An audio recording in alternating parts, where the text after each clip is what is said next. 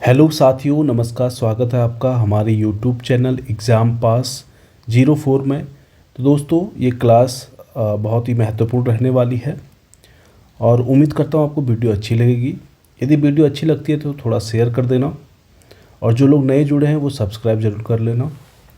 तो स्टार्ट करते हैं इसके पहले क्वेश्चन से। इसका पहला क्वेश्चन है, विधि का नियम या कानून का अधिनियम का मतलब क्या है। ठीक है, तो इसमें पूछा है विधि का नियम या कानून का अधिनियम का मतलब क्या है। ठीक है, इन चार ऑप्शनों में से क्या सही आंसर होगा। तो दोस्तों, इसका सही आंसर हो जाएगा ऑप्शन ए, सभी के लिए एक कानून और सभी के लिए एक न्याय तंत्र। ठीक है, ये इसका सही आंसर हो जाएगा। अगला क्वेश्चन देखना, दूसरा क्वेश्चन है। इसमें बोलता है निम्नलिखित संवैधानिक उपचारों में से किसे पोस्टमार्टम भी कहा जाता है।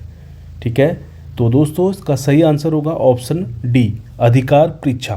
ठीक है, इसका सही आंसर होगा अधिकार परीक्षा। ठीक है, अगला क्वेश्चन देखना, तीसरा। इसमें बोलता है निम्नलिखित में से किसे भारतीय संविधान की आत्मा कहा जाता है। ठीक है, भारतीय संविधान की आत्मा कहा जाता है। तो इसका सही आंसर होगा ऑप्शन डी, संविधान की प्रस्तावना को। ठीक है, अगला क्वेश्चन देखना, चौथा। मौलिक अधिकारों की सूची में संपत्ति का अधिकार किसके शासनकाल में निकाल दिया गया। ठीक है, संपत्ति के अधिकार को किसके शासनकाल में निकाल दिया गया। ठीक है, मौलिक अधिकारों की सूची से। ठीक है, तो इसका सही आंसर होगा ऑप्शन डी, मोरारजी देसाई के। ठीक है, मोरारजी देसाई के शासनकाल में संपत्ति के अधिकार को मौलिक अधिकारों की सूची से निकाल दिया गया। ठीक है, अगला क्वेश्चन देखना। इसमें बोलता है उन मौलिक अधिकारों का चयन करें जो भारतीय नागरिकों को प्राप्त है परंतु गैर नागरिकों को नहीं। ठीक है, ऑप्शन ए में दिया है भाषण एवं अभिव्यक्ति की स्वतंत्रता। ठीक है, ऑप्शन बी में दिया कानून के समक्ष समता। ऑप्शन सी में दिया है अल्पसंख्यकों के अधिकार। ऑप्शन डी में दिया है जीवन और स्वतंत्रता का संरक्षण। ठीक है, आगे बोलता है सही कूट का चयन करें। ठीक है, इनमें से कौन से हैं जो गैर नागरिकों को प्राप्त नहीं हैं जबकि भारतीय नागरिकों को प्राप्त हैं। ठीक है, तो ऑप्शन ए भाषण एवं अभिव्यक्ति की स्वतंत्रता ये है एक तो, और दूसरा अल्पसंख्यकों के अधिकार। तो इसका सही आंसर हो जाएगा ये थर्ड वाला।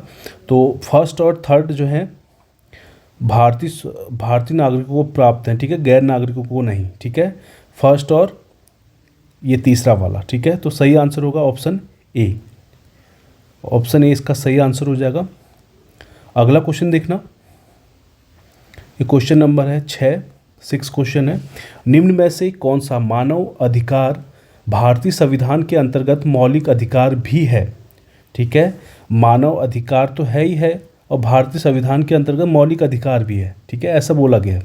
ठीक है, तो सही आंसर होगा ऑप्शन बी, शिक्षा का अधिकार। शिक्षा का अधिकार मानव अधिकार भी है और भारतीय संविधान के अंतर्गत मौलिक अधिकार भी है। ठीक है, सही आंसर हो जाए ऑप्शन बी। ठीक है, अगला क्वेश्चन देखना, 7वां क्वेश्चन है। दोस्तों यहाँ पे क्वेश्चन थोड़ा सा 7वां क्वेश्चन है, 2 बार 6 हो गया, कोई बात नहीं। अगला क्वेश्चन देखना, छठा।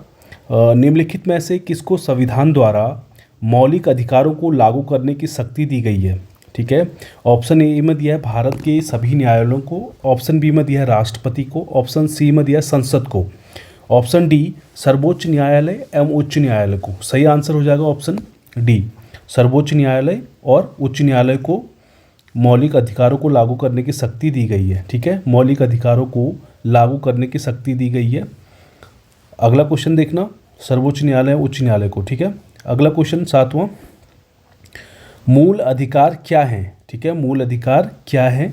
ऑप्शन ए में दिया है वाद योग्य है। ऑप्शन बी वाद योग्य नहीं है। ऑप्शन सी में लचीले हैं। ऑप्शन डी कठोर हैं। तो सही आंसर होगा ऑप्शन ए, वाद योग्य है। मौलिक अधिकार वाद योग्य है। ठीक है, और नीति निर्देशक तत्व जो है, नीति निर्देशक सिद्धांत या तत्व जो भी है, ठीक है, ये वाद योग्य नहीं है। ठीक है, और मूल अधिकार जो है ये वाद योग्य है। सही आंसर होगा ऑप्शन ए। अगला क्वेश्चन देखना, 8वां।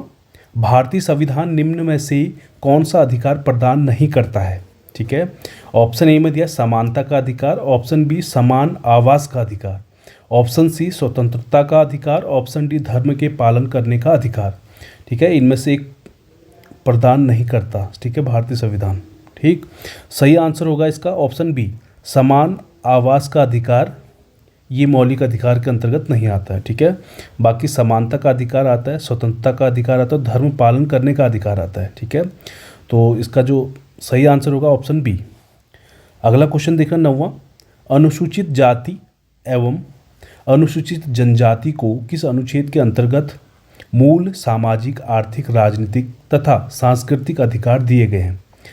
ऑप्शन ए में दिया है अनुच्छेद 20, ऑप्शन बी अनुच्छेद 17, ऑप्शन सी अनुच्छेद 18, ऑप्शन डी अनुच्छेद 19। सही आंसर हो जाएगा इसका ऑप्शन बी अनुच्छेद 17 के तहत। ठीक है, अनुसूचित जाति तथा अनुसूचित जनजाति को किस अनुच्छेद के अंतर्गत मूल सामाजिक, आर्थिक, राजनीतिक तथा सांस्कृतिक अधिकार दिए गए हैं, तो अनुच्छेद 17 के तहत। ठीक है, अगला क्वेश्चन 10वां, निम्नलिखित में से कौन सा मूल अधिकार भारतीय संविधान में नागरिकों को नहीं दिया गया है। ठीक है, ऑप्शन ए में दिया है लिंग समानता का अधिकार, ऑप्शन बी सूचना का अधिकार, ऑप्शन सी शोषण के विरुद्ध अधिकार, ऑप्शन डी देश के किसी भाग में निवास करने का अधिकार।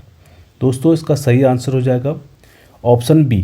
ठीक है, सूचना का अधिकार जो है मौलिक अधिकार के अंतर्गत नहीं आता है, बाकी ये सब मौलिक अधिकार के अंतर्गत आते हैं। ठीक है, लिंग समानता का अधिकार, शोषण के विरुद्ध अधिकार और देश के किसी भाग निवास का अधिकार। ठीक, अगला क्वेश्चन देखना 11वां, इसमें बोलता है किसी संगठन के सदस्यों को किस आधार पर एकत्रित होने के आधार से वंचित किया जा सकता है। ठीक है, ऑप्शन ए में दिया आर्थिक आधार पर, ऑप्शन बी शिक्षा के आधार पर, ऑप्शन सी हड़ताल के आधार पर, ऑप्शन डी राष्ट्र की एकता और संप्रभुता के आधार पर। इसका सही आंसर होगा ऑप्शन सी हड़ताल के आधार पर। ठीक है, इस पर नहीं होगा,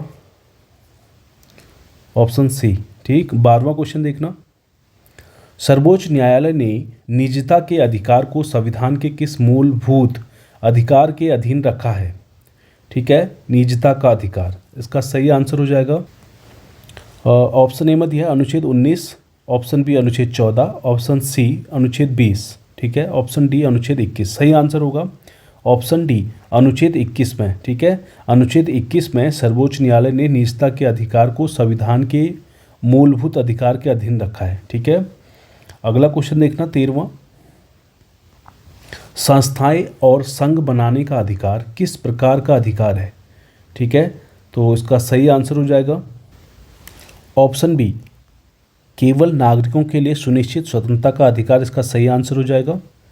ठीक है, अगला क्वेश्चन देखना, एक क्वेश्चन नंबर है 14। ठीक है, भारतीय संविधान के अनुच्छेद 17 का संबंध है। ठीक है, ऑप्शन ए शिक्षा से, ऑप्शन बी स्वास्थ्य से, ऑप्शन सी खाद्य सुरक्षा से, ऑप्शन डी अस्पृश्यता उन्मूलन से।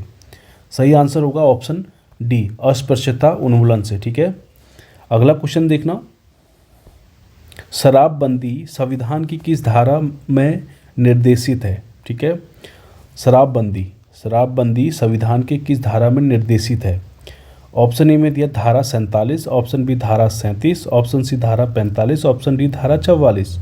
सही आंसर हो जाएगा ऑप्शन ए धारा 47 के तहत शराबबंदी संविधान की धारा निर्देशित है। ठीक है, अगला क्वेश्चन देखना 16वां नंबर क्वेश्चन है। इसमें बोलता है एक कल्याणकारी राज्य के निर्देशक आदर्श वर्णित है। ठीक है, एक कल्याणकारी राज्य के निर्देशक आदर्श वर्णित है, तो इसका सही आंसर हो जाएगा ऑप्शन ए राज्य के नीति निर्देशक तत्वों में। ठीक है, अगला क्वेश्चन देखना 17वां क्वेश्चन है, राजनीति का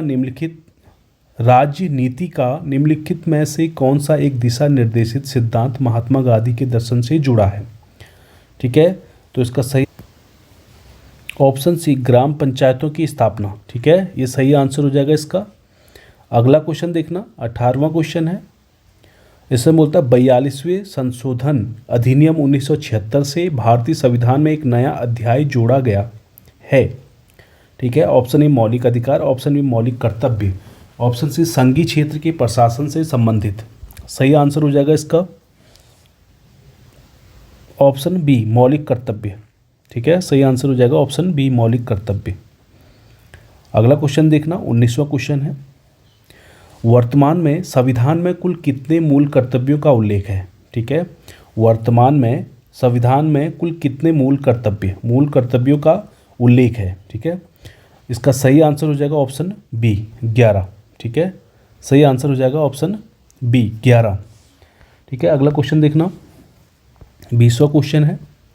इससे बोलता है निम्नलिखित में से कौन सा एक मौलिक कर्तव्य नहीं है? ठीक है, निम्नलिखित में से एक मौलिक कर्तव्य नहीं है। ठीक है, अभी बताया 11 मौलिक कर्तव्य हैं। ठीक है, इनमें से इन ऑप्शनों में से एक मौलिक कर्तव्य नहीं है, तो क्या नहीं है इसमें से? ऑप्शन सी, राष्ट्रीय महत्व के स्थान और स्मारकों की रक्षा करना, ये मौलिक कर्तव्य नहीं है। ये मौलिक कर्तव्य नहीं है। बाकी राष्ट्रगान का सम्मान करना, ये मौलिक कर्तव्य में आता है।